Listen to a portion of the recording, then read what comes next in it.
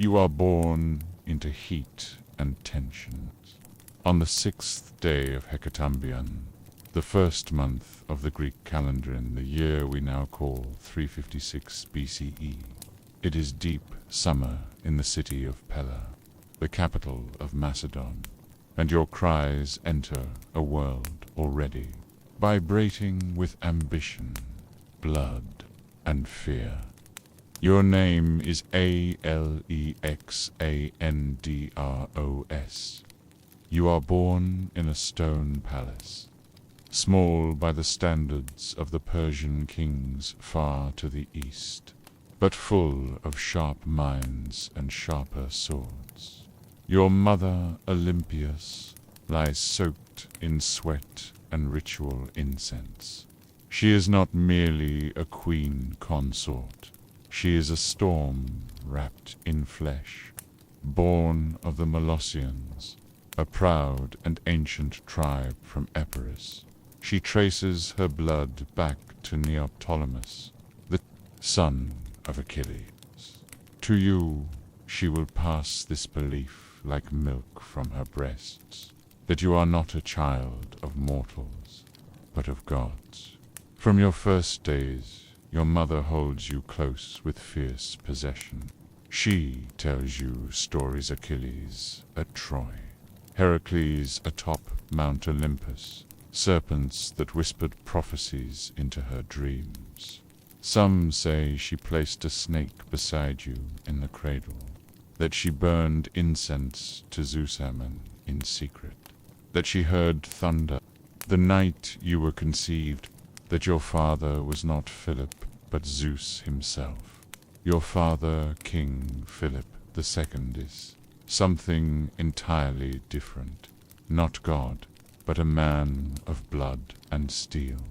At the time of your birth, he is at war, as he often is this time against the elect.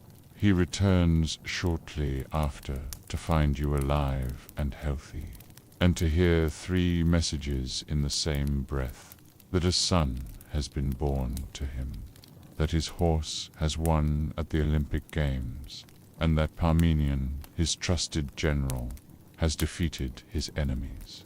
In Asia Minor, he takes this as a sign from the heavens. You are a good omen. Or perhaps the war god himself reborn. Macedon is no gentle place for a child. This is not Athens, with its philosophers and clean-stoned courtyards. This is a kingdom carved out of rough earth and constant danger. Bandits still roam the outer roads. Rebellions flicker like embers in the north. The nobility are half warriors, half wolves.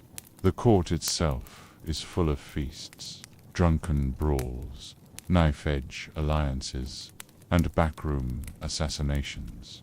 You are not raised. In comfort you are sharpened in noise and competition from the beginning. You are surrounded by other boys, sons of generals, nobles, and allies. Some will become your enemies, others your brothers in arms. Ptolemy, the calm and calculating. Hephaestion, your mirror, your shadow. Your heart, Cassander, clever but cold. Perdiccas, impulsive and fierce. They grow with you, fight with you, learn with you, and later they will rule and kill in your name. Your training begins early, before you can truly walk. You are taught to wrestle and run, to ride and throw javelins. You are expected to recite poetry, not for beauty, but to understand honor. You are given small animals to care, for then asked to kill them, to learn detachment. You learn how to survive on nothing, how to sleep in the cold, how to kill with a spear, a knife, a glance. You are wild but brilliant, restless, hungry. Your mother fans the fire. She tells you that Achilles had only one life to live, and he made it count. She tells you there is no glory in growing old. Your father, meanwhile, feeds you wine with water, teaches you war, politics, the delicate dance of loyalty and terror. He shows you maps. He speaks of Greece, of Persia, of the world beyond. He speaks of unity, but he builds it with iron and marriage. Then, when you are 13, a man arrives who changes the course of your soul. He is called Aristotle. He is neither soldier nor king, but a mind made of steel and fire. Your father pays him handsomely, not just in gold, but in the promise to rebuild his native city. Aristotle comes to Mysa, where a grove becomes a school, and you, along with the other noble boys, become students in the oldest sense. You learn more than war now. You learn logic, ethics, astronomy, philosophy, zoology. You dissect animals. You measure stars. You study the Persian Empire's vast bureaucracy and the Indus Valley's forgotten cities. You learn about different types of government tyranny, democracy, kingship, and what makes them rise and fall. But what you love most are the stories you read. Homer's Iliad, until you know it word for word, not as literature, but as gospel. Bio you carry it with you for the rest of your life, under your pillow, into battle, into foreign lands. You begin to think of yourself as Achilles reborn, not merely because your mother said so, but because you feel it in your blood. Restless, furious, glorious, tragic, your father watches. All this with both pride and caution. You are sharp and bold and fast, but you are also dangerous. Too clever for your own good, too willful. He begins to distance himself. He brings in new wives. P fathers new children. Olympias grows bitter. The court buzzes with rumor. You are your father's heir. Yes, but not always his favorite. When you are 16, he leaves you in charge of Macedon while he marches north. A rebellion rises nearby. You don't wait. You gather troops and ride into the highlands. You defeat the rebels, drive them into the mountains, and build a new city. There are already your name begins to spread. But your father's ambitions are growing. He has united most of Greece under the League of Corinth, formed by force and diplomacy. He plans a grand invasion of the Persian Empire, the greatest enemy of the Greek world. You are meant to be his second, his son, his general. And then everything shatters. He is standing tall, radiant in his finest armor, surrounded by noblemen, guards, guests, some of them his enemies, in silk and smiles when it happens. A wedding is underway. His daughter, Cleopatra, is being married to Alexander of Epiresior, mother's brother. The ceremony is grand, carefully designed by your father to display unity, order, power. The entire royal court is there. Thousands crowd the theater in Asia, and then, in an instant, a man breaks from the crowd. P-A-U-S-A, N-I-A-S, one of your father's bodyguards. Once wronged, and now furious with how justice was denied, charges toward him. He has the dagger already drawn. No one moves fast enough. In front of nobles, princes, wives, enemies, and guards. Pausanias drives the blade into Philip's chest. He collapses, dead before he hits the ground. Your father, the king who ruled all of Greece, who crushed Athens and Thebes, who prepared to march on Persia, is gone, killed not in battle, but in the dirt of a theater by one of his own men. You are 20 years old. The moment the news spreads, the wolves circle. There is no peaceful succession. Macedon is a kingdom of warriors, and the throne is a sword. You are proclaimed king by a few loyal voices, but that alone is not enough. Your enemies whisper, he is too young. He is half foreign. He will be weak. Some look to Amyntas, your cousin. Some think of Attalus, uncle of Cleopatra, the latest of Philip's many wives. Others simply watch, waiting to see who will move first. You do dot fast, the day after your father's death. You call a meeting of the army. You stand before them not as a boy, but as a king. You speak not of grief, but of duty. You remind them that you led men to battle at Chaeronea, that you are the blood of Philip and the spirit of Achilles. The veterans murmur. They remember.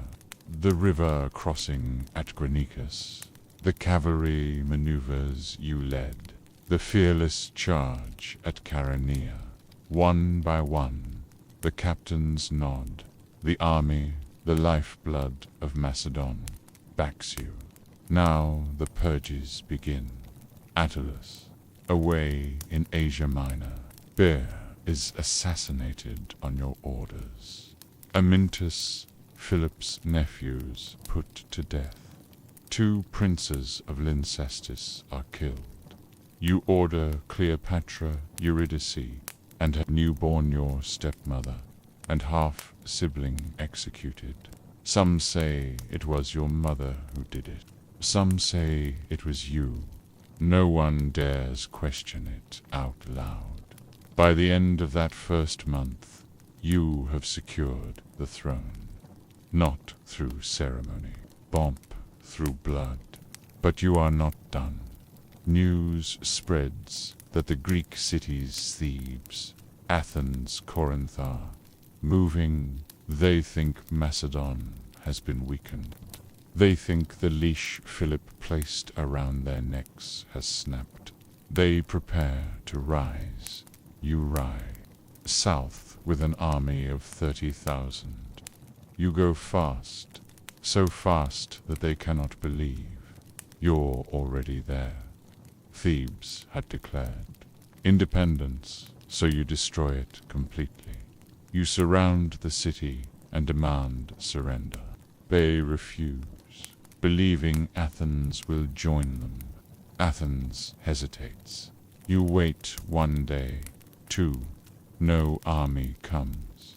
Then, in the early hours before dawn, you attack. Macedonian siege towers roar up to the walls. Your phalanxes close in, merciless.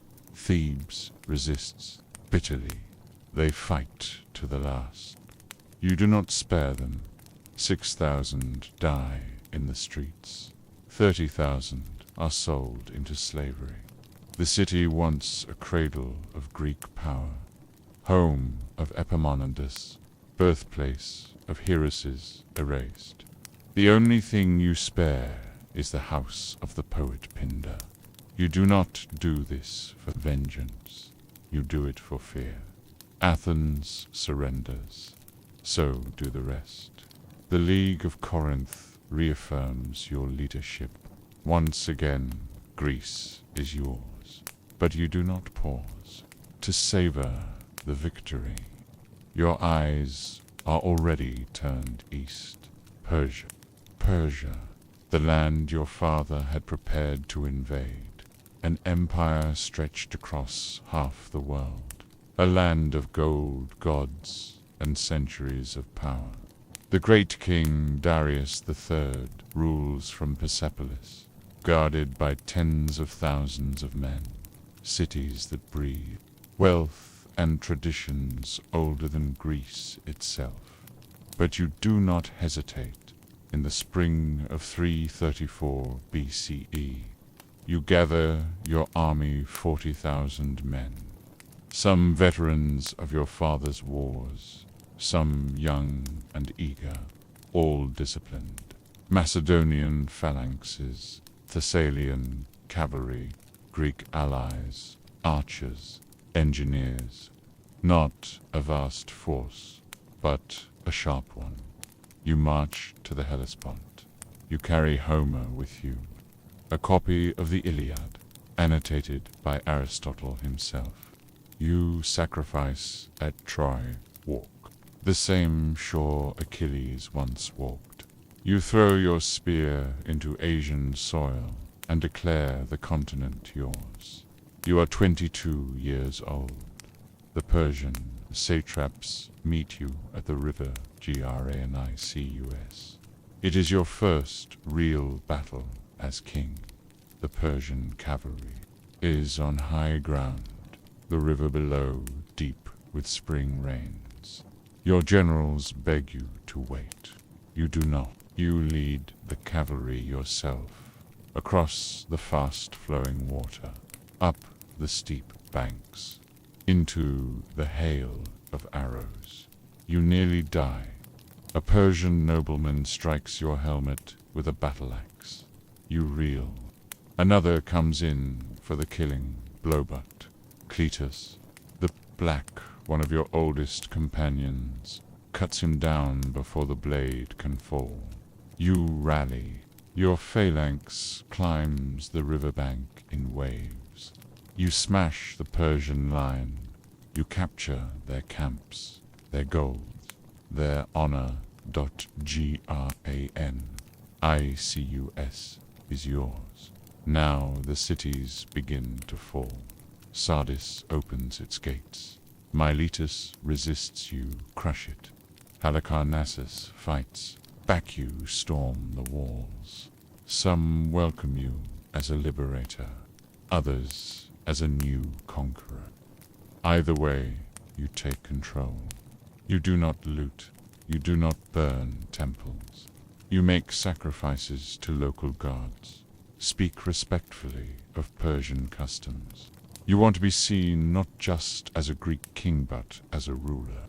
Of all men, that is strategy and vision.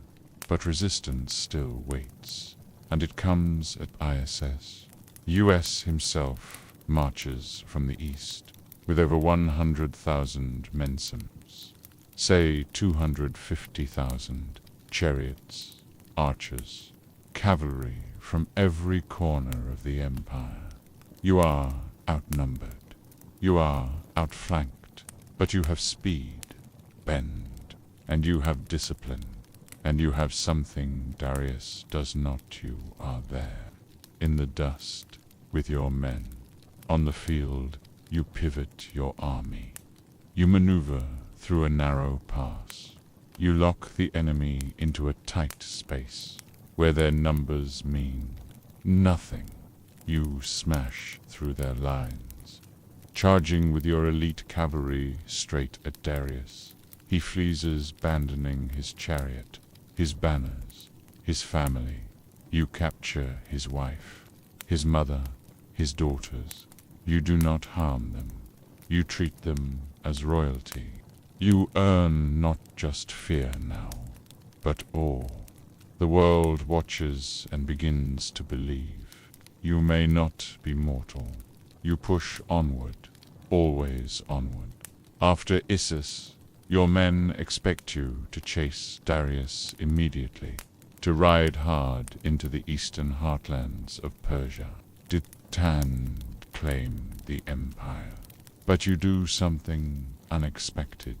You turn south, toward the coast, toward the ports, because you are not just thinking of kings and armies. You are thinking of navies, supply lines, long wars. You understand what others do not. The Persian fleet is still a threat. It roams the Aegean, dangerous and mobile, and draws strength not from Persian harbors, but from the Phoenician cities along the Mediterranean coastline, Sidon, Arwad, Byblos. If you want to win the war entirely, you must cut the enemy's legs out from under them. So you begin a new campaign, not of battlefields, but of walls and waves. The cities begin to fall. Arwad and Byblos surrender. Sidon opens its gates. You treat them well always with respect, often with ceremony. You appoint local rulers, pay honors to native gods, promise prosperity. You move like a king of all people. You do not conquer for Greece anymore. You conquer for yourself. But then you come to Tyre. Tyre is different. It is proud, ancient, and defiant. A city built on an island 1/2 mile from shore, protected by high sea walls, guarded by fleets and veteran warriors. You send envoys demanding entry. They respond with a smile and throw your messengers from the walls into the sea. You are not enraged. You are methodical. You begin to build a causeway from the mainland to the island stone by stone, over water, under fire. The Tyrians rain arrows, hurl burning oil, send ships to disrupt construction. You build towers, battering rams, engines of war floating on the sea. The work drags on for months. The summer heat is brutal. Men collapse under the sun, bleed. From their feet curse the sea. Disease spreads. Your engineers die in fire. Your ships burn. Tyrian raiders strike and vanish. But you never stop. After 7 months, the causeway reaches the city. You batter the walls with siege towers, hammer with catapults. Then, when a breach opens, you send your army in. What follows is not a battle, it is a slaughter. You storm the city. The Tyrians fight street by street, rooftop by rooftop. They know what is coming. They refuse to yield by nightfall. Tyre burns. 8,000 dead, 2,000 more, hung on crosses along the beach. The survivors sold into slavery. It is not a massacre, born of rage. It is deliberate. This is what happens when you resist Alexander. The entire coast now lies open to you. The Persian navy dissolves. Without its ports, it can no longer function. Cyprus defects. The Aegean clears. The sea is yours. And then to Egypt. You march into the Nile Valley not as a conqueror, but as a liberator. The Egyptians have lived under Persian rule for generations. They hate it. They welcome you. You are offered crowns. You accept them. You sacrifice to Apis, the sacred bull of Memphis. You kneel before ancient gods. The priests see your respect, your power, your aura. They begin to whisper, "This is not a foreign king.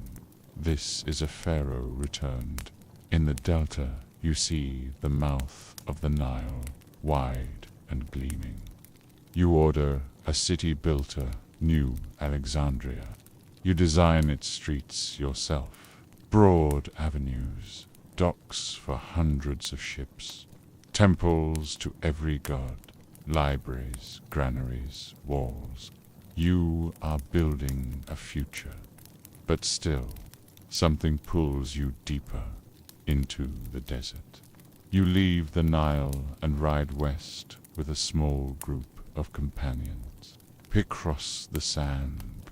For days you travel under burning skies, through silence and dust, until you reach the Siwa oasis. There, at the temple of Zeus-Ammon, you enter alone.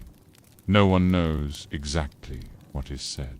You emerge changed when they ask what the oracle told you. You say only, "It confirmed what I already knew." From that day forward, your belief in your divinity is no longer subtle.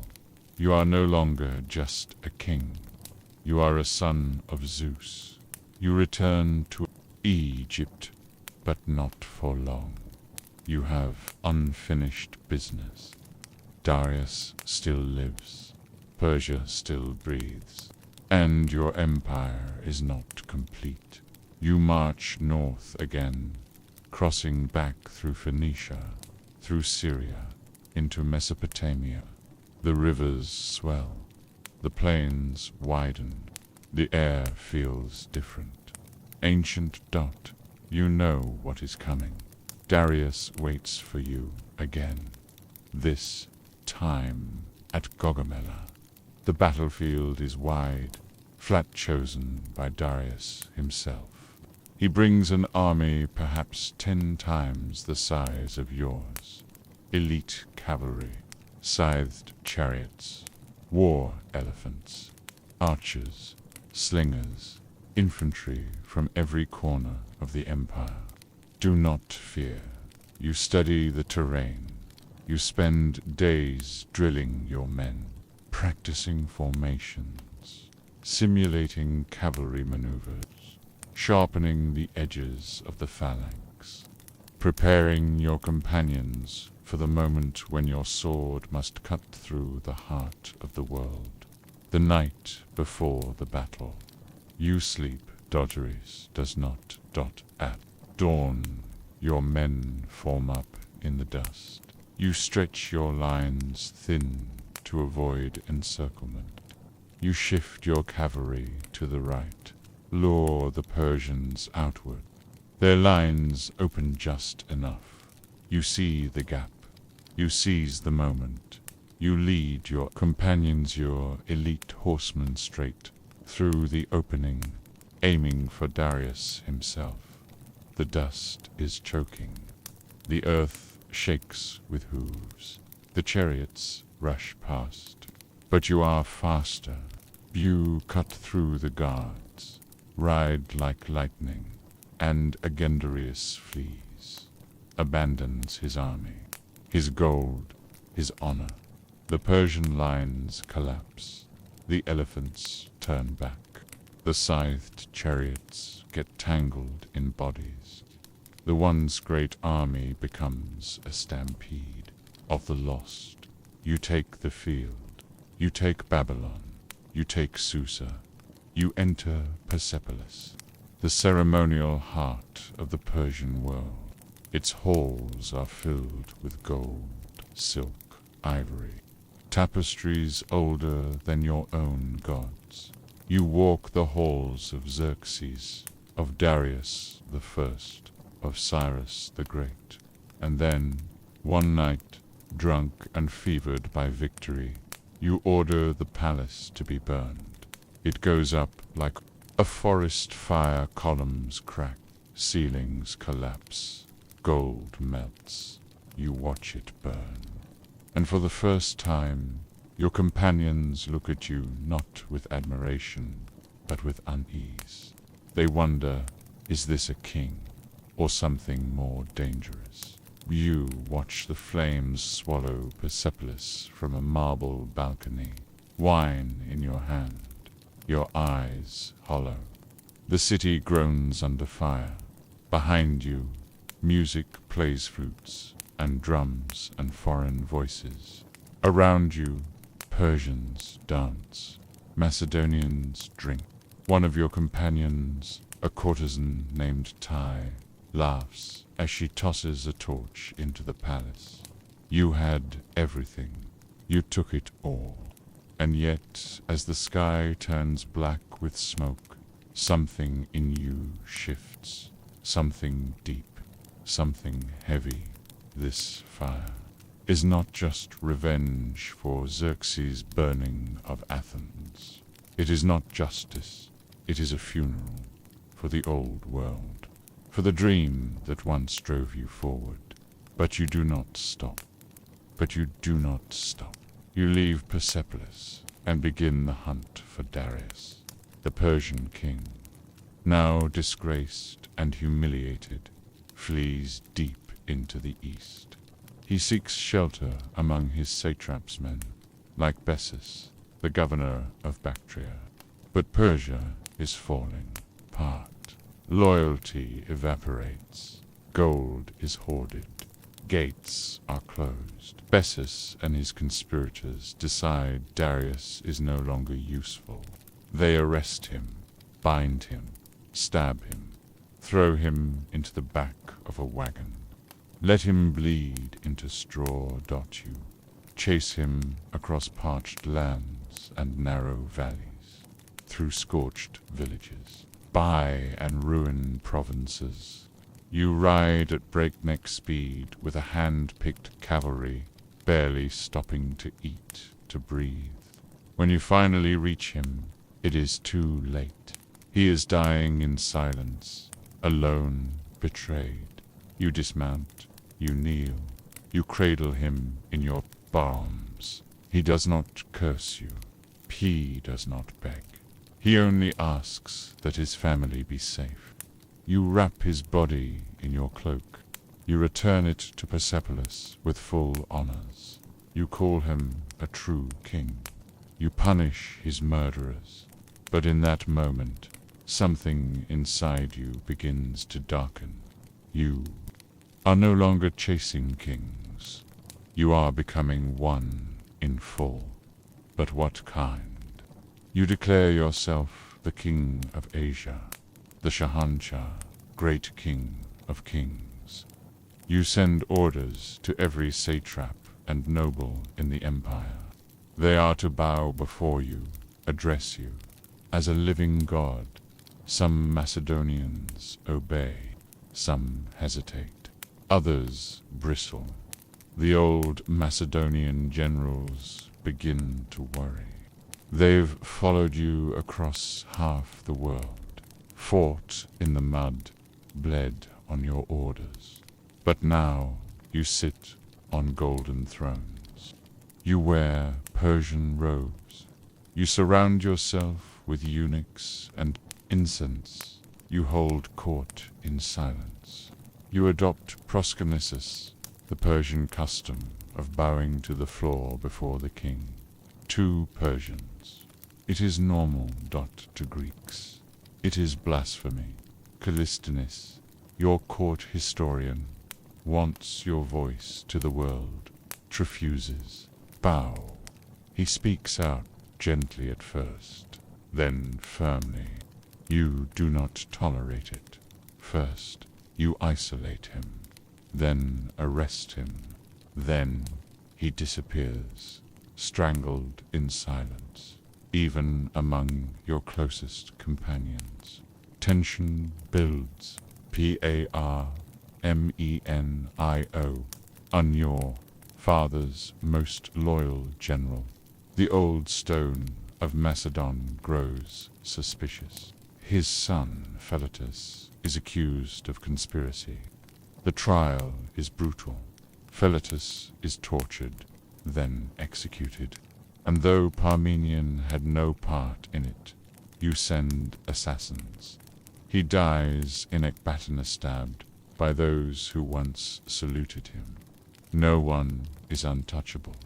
Then comes Cletus, Cletus the Black, the man who saved your life at the Granicus, a veteran, a hero, a friend.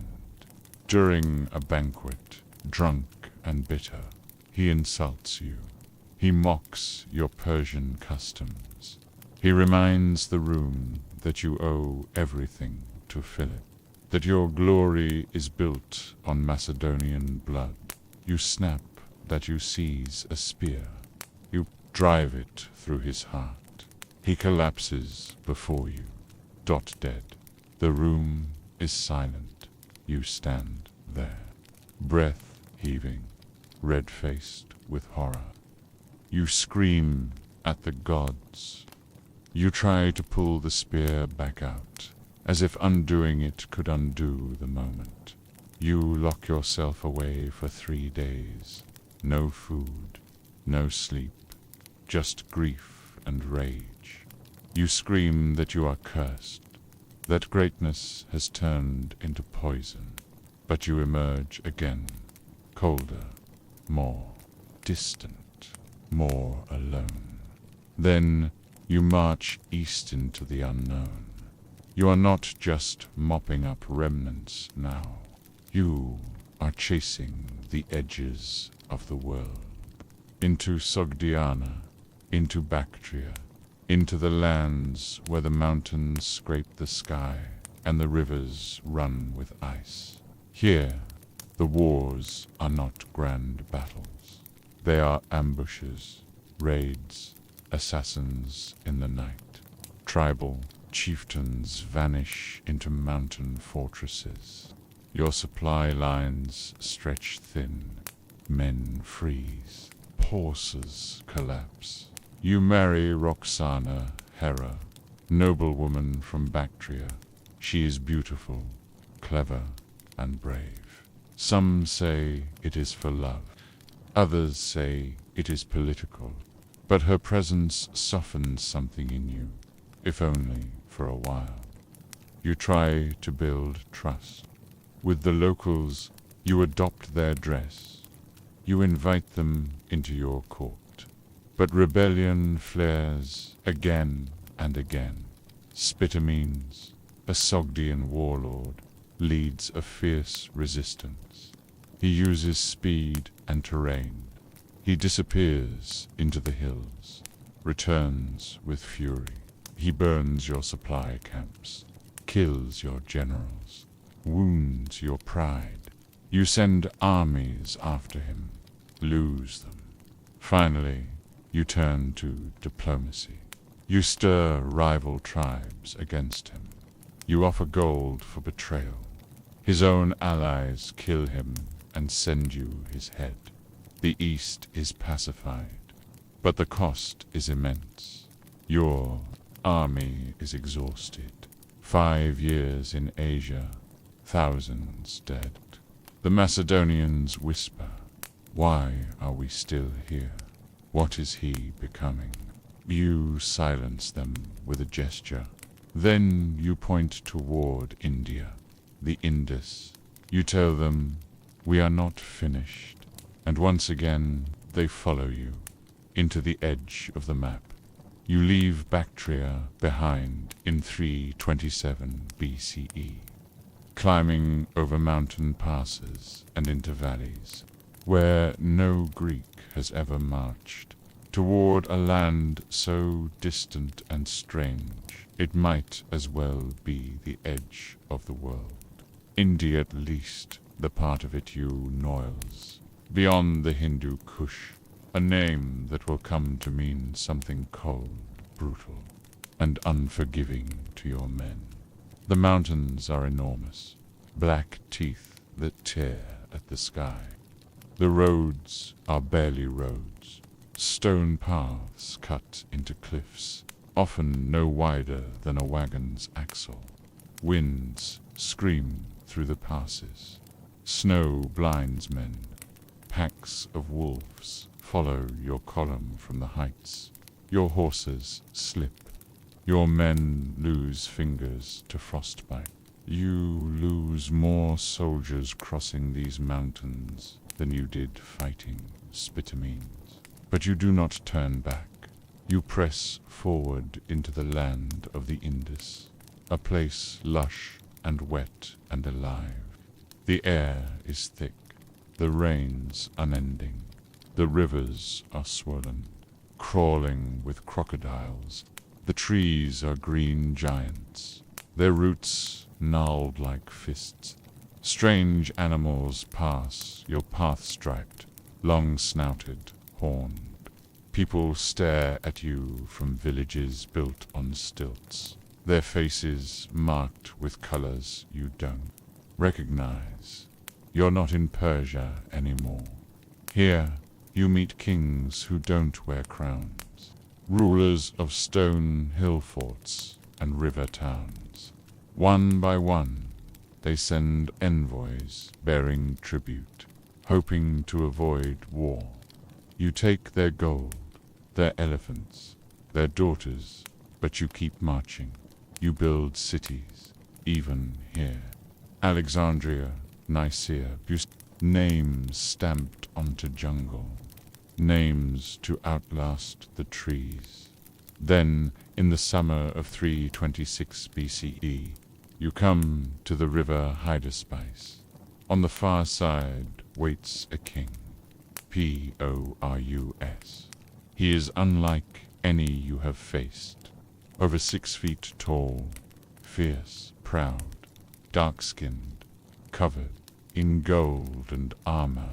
His army is smaller than yours, but strange he fights with elephants, dozens of them, creatures the size of siege towers, armored in bronze, tusks sharpened to spears.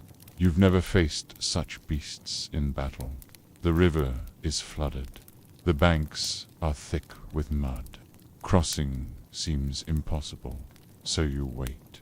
You make camp, then you begin to trick him. Every night you send part of your army up and down the riverbank, making noise, launching fake boats, stirring the water with movement. Porus watches. He grows tired. He lowers his guard. Then, one night during a storm, you move. You take your best troops, your cavalry, your companions, your archers, your light infantry, and cross upriver in silence, waist-deep in cold water. The lightning flashes. The rain masks your movement. By dawn, you are on the other side. Porus is caught by surprise, but does not panic. He wheels his elephants around and marches north to meet you. The battle begins. The elephants are terrifying. They charge, trumpeting like thunder, stomping men into mud. Macedonians scream as tusks rip through the phalanx. Horses rear and flee, but you hold.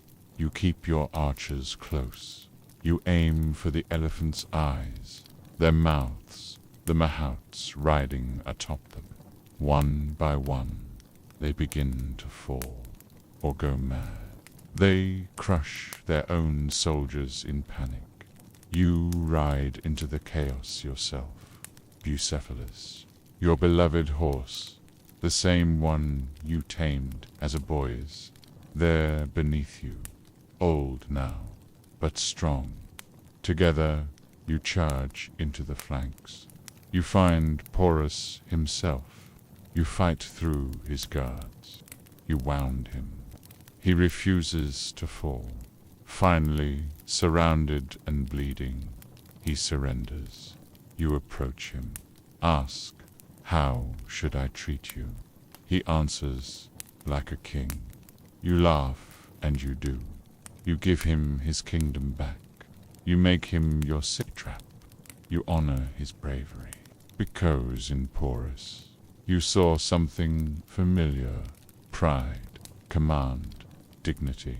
The kind of man you could have been had you been born on the other side of the world. But something breaks after that.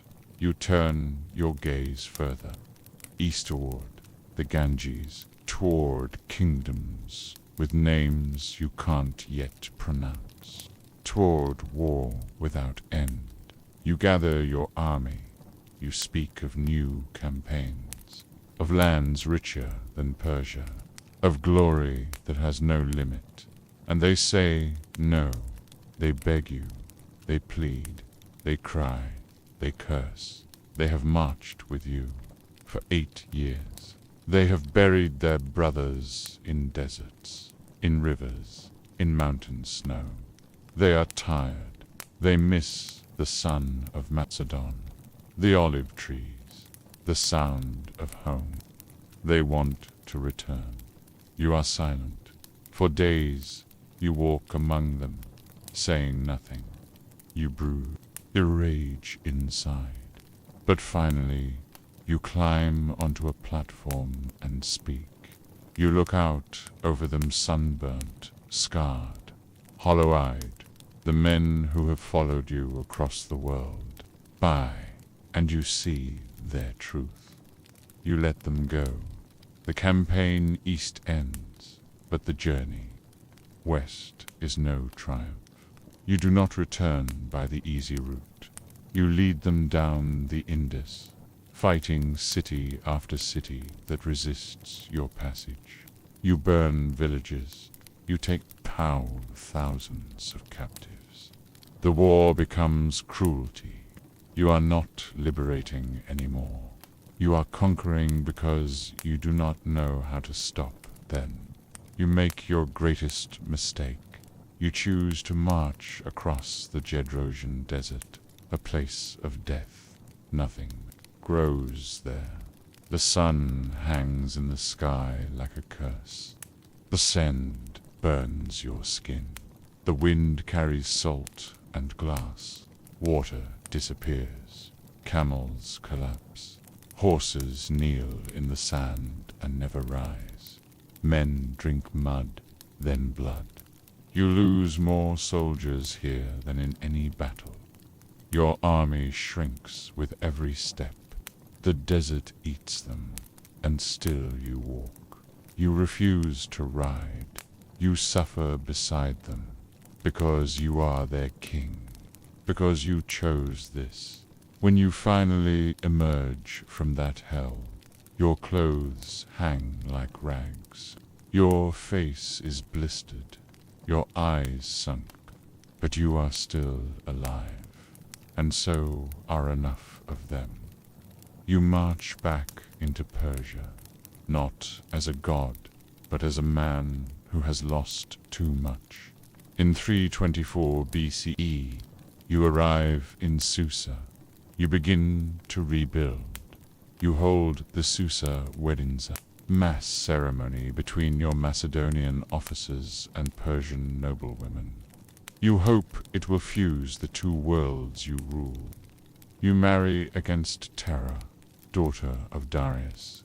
Roxana is jealous. Tensions rise. Not everyone agrees with your dream. You begin integrating more Persians into your army. You reward local governors. You act like a Persian king. But your old companions grow cold.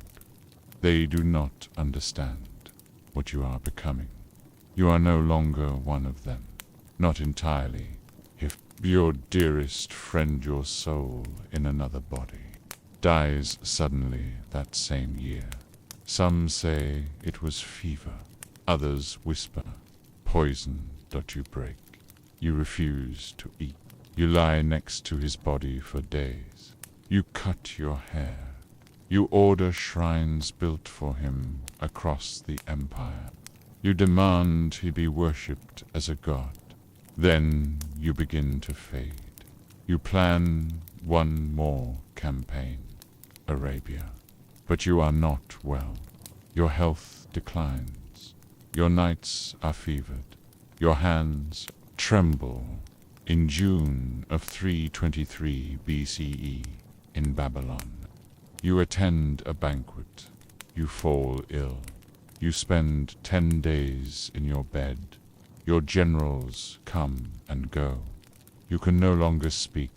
They ask, to whom do you leave your empire? You whisper to the strongest dot, and then you are gone. You die at 30-2. The man who carved an empire from the Balkans to the edge of India. The man who became Pharaoh, Shahanshah, God. The world stops. Your generals divide your empire. your wives are murdered. Your son is murdered. Your dream dies, but your name remains forever. Then we continue not with your breath, which has stopped, but with what followed the silence. You die in Babylon. June of 323 BCE. The walls are hot with summer air. Your soldiers wait outside your chamber. The generals whisper, the physicians retreat. The city holds its breath, and somewhere the empire you built begins to fracture. Your body lies still, but the world around it explodes. No one expected you to die so young. No one was ready. You left no clear heir, not one old enough to rule. Roxana is pregnant, yes, but her child will not be born for months. Your second wife, Statera, the daughter of Darius, is powerless. Your empire is still burning with momentum, but it has no direction. And when an empire has no king, its guardians become predators. They call a meeting.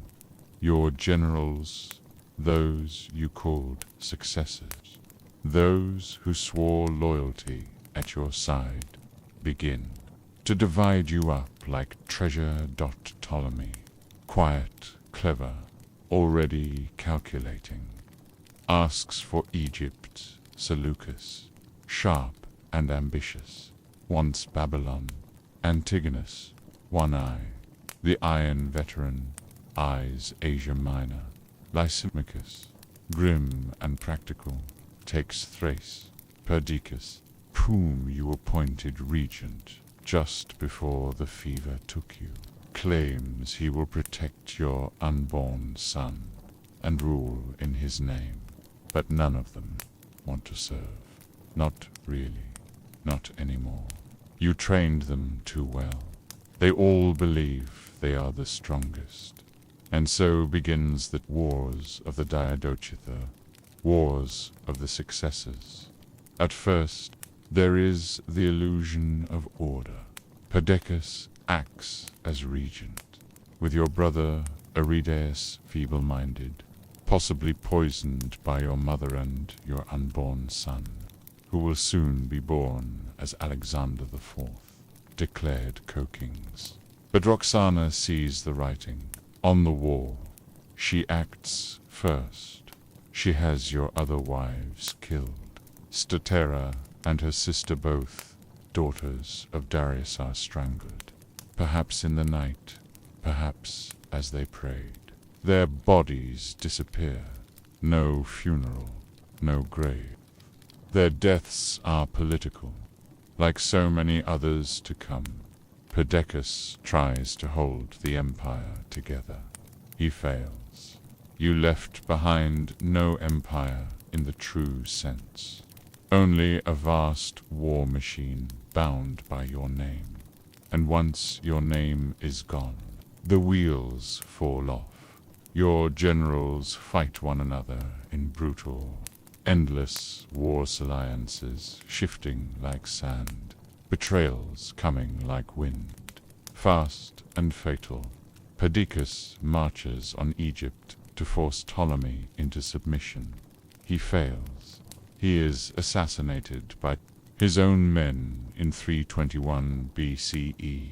Ptolemy, shrewd and patient, takes your body still unburied, preserved in honey, embalmed with Corand, brings it to Memphis, then to Alexandria. He builds a great tomb for you, a gleaming monument in a city you once dreamed of. The body becomes a symbol. Whoever holds your corpse claims your legacy. Your tomb becomes a weapon. Wars rage. Antigonus declares himself master of Asia. He crushes cities, demands loyalty, crowns himself king. Others follow. The old unity is shattered. One by one, The generals claim pieces of your dream.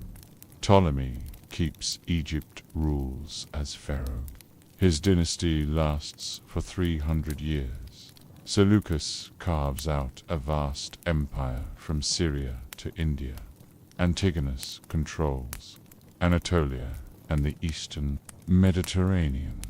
Lysimachus governs Thrace and parts of Macedonia. Cassande are once your ally. Now your betrayer takes Greece, and then ... He kills your family. He murders Roxana and Alexander the fourth, your son. Still a child, still innocent. He does it quietly. No fanfare, no final words. He buries them in secret. With their deaths, your bloodline ends. But your shadow does not. Years pass, then decades. Your generals die. Their sons rule in their place. The world you built is no more, but the cities you founded remain. Alexandria grows into a beacon of light of libraries, trade and learning. In Egypt, your tomb becomes a pilgrimage site. Julius Caesar will visit it. So will Augustus. So will others who seek to rule the world. They do not find your sword, only your silence. Your name echoes far beyond what even you imagined. In India, tales of you become legend. In Persian epics, you are Iskandar, a warrior who walked the edge of the world. In Arabic lore, you become Dal-Qarnayn, the two-horned one, Prut, who built a wall against the forces of darkness. In medieval Europe, bards sing of you as a knight of God, questing for the ends of the earth. But most of all your memory changes.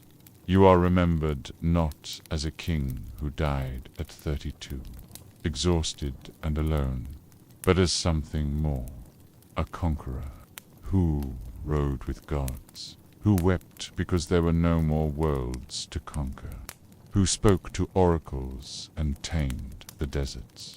You are made into mirth, and maybe, in some way, that's what you always wanted. But the truth is harder. You were a boy who became a king who became a storm, and the storm, when it passed, left the world forever changed. The fighting never ends after your death. It just changes form. What was once a unified campaign becomes, by a hunger shared by too many men with too much ambition.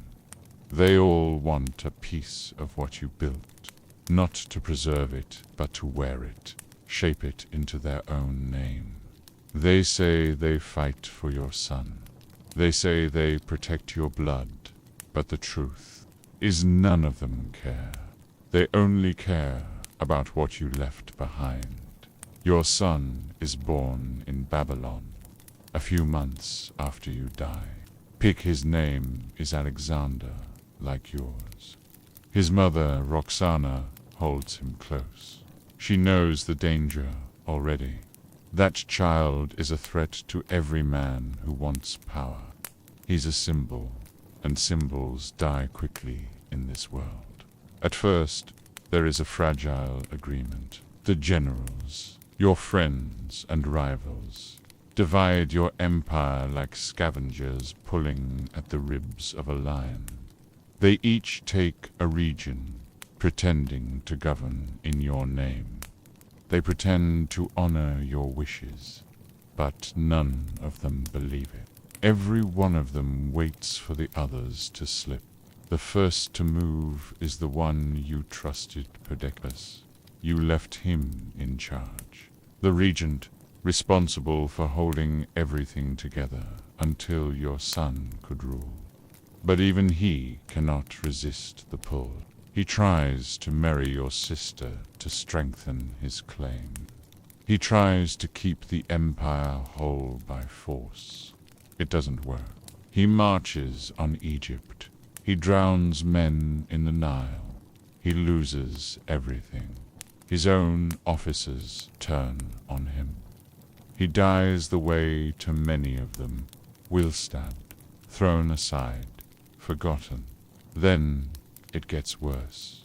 Your body is still unburied. The most sacred thing, left in the world, preserved in honey, wrapped in royal linen, sealed in a golden casket. It should have gone to Macedon, to be buried beside your ancestors. But the man in Egypt, Teluma, takes it. He seizes the casket, brings it to Memphis, then to Alexandria. He places it in a gleaming tomb. He says it's out of love, but he knows the truth. Whoever holds your body holds your legacy. He keeps it like a weapon, like a crown. Wars break out.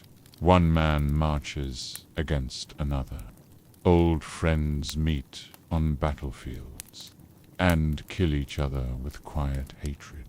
Some of them say your name before they die. Others curse it.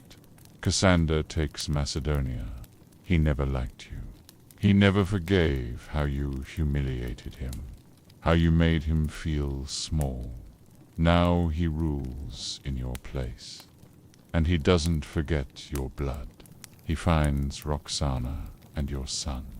They are hidden away, watched carefully, treated well enough, but only for a time. He strangles them both, quietly, no ceremony, no grave, just silence. And with that, the last of your blood is gone. They all start calling themselves kings. After that, they stop pretending.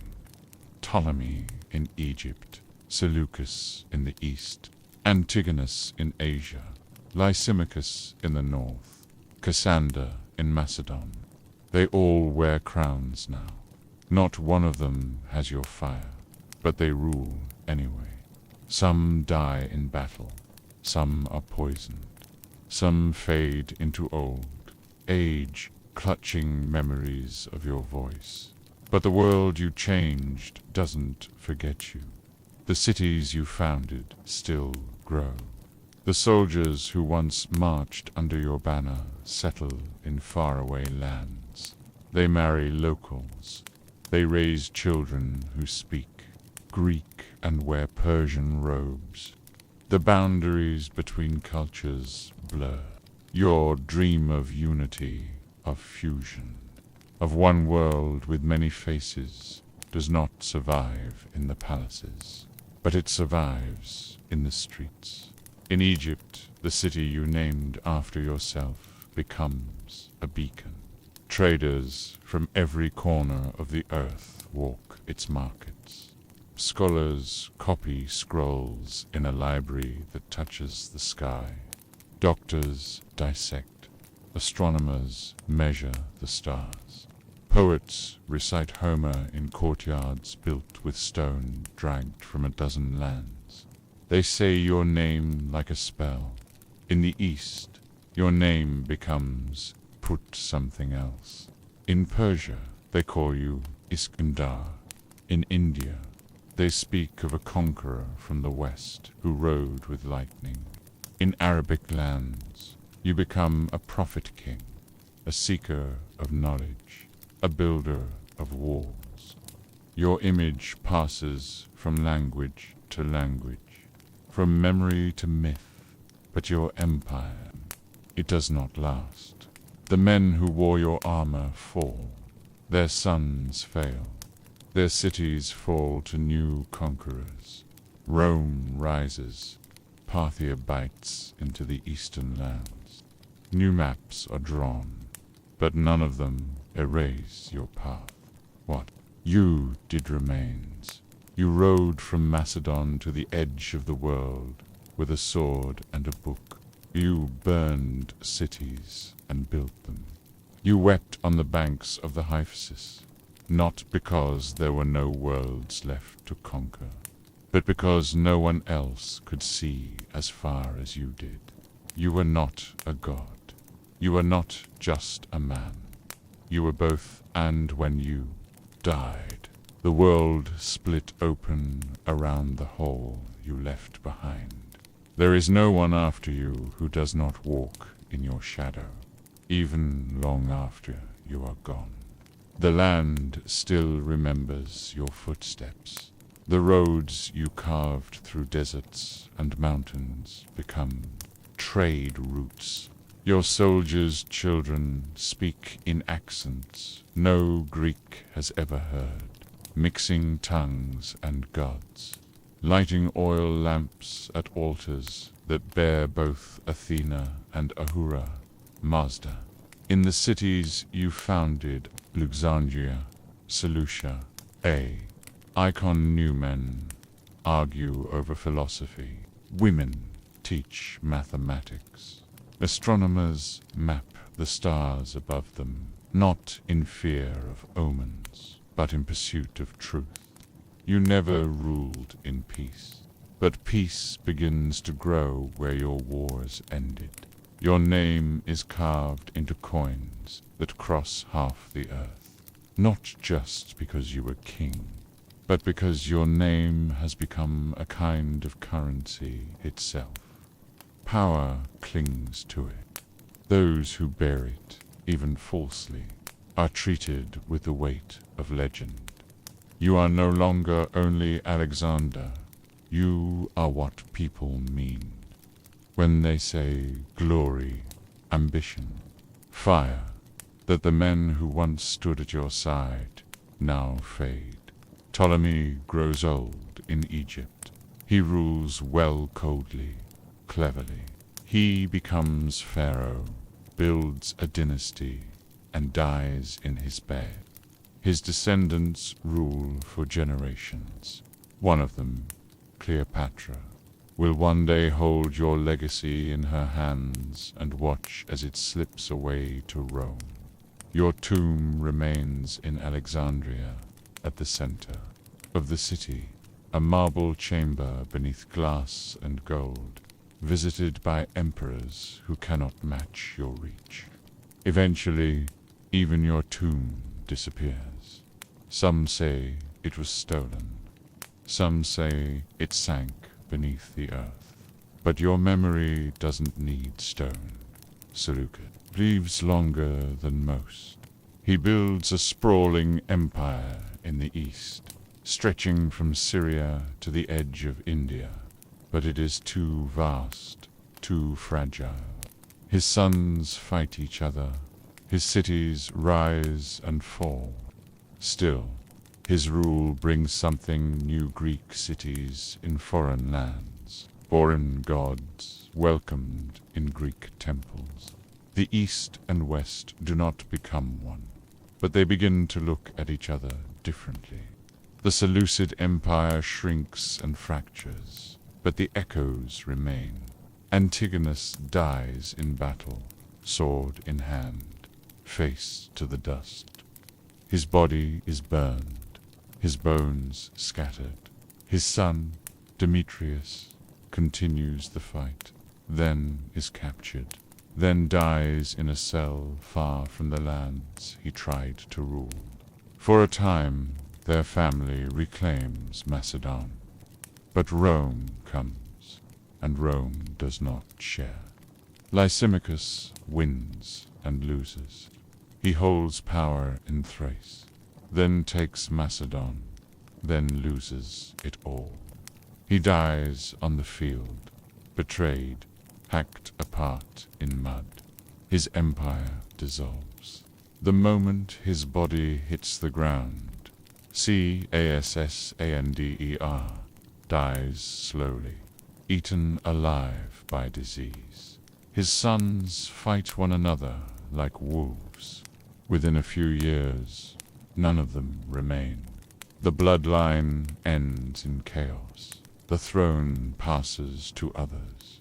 Your mother, Olympias, outlives you only by a short time.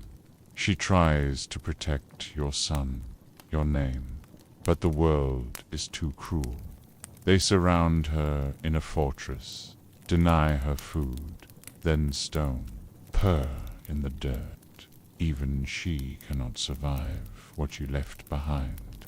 Your son is raised in shadows, watched closely, spoken of in whispers, too dangerous to be allowed to live. One day he vanishes. No grave, no body, only silence.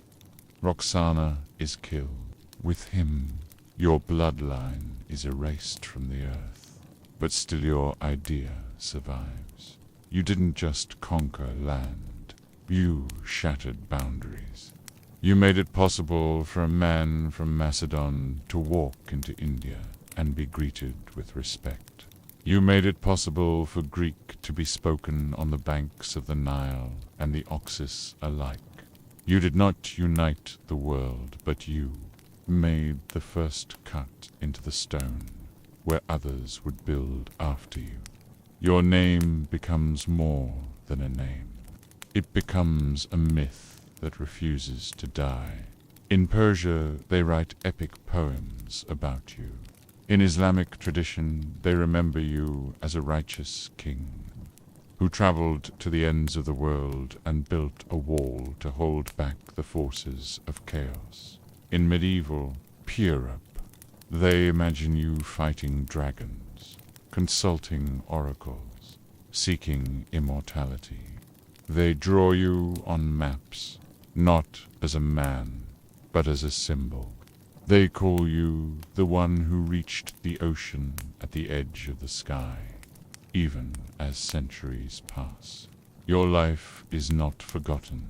Caesar carries your name in his heart as he crosses the Rubicon. Napoleon dreams of your roots as he rides through Egypt. In India, kings take your name and mold it into their language's Sikandar. In poems and in legends, in the dust of your cities, in the languages that still echo your world. You remain, Dot. You were born in a small palace under a hot sky, in a kingdom thought wild and backward. You died at 32, in a city you barely had time to shape.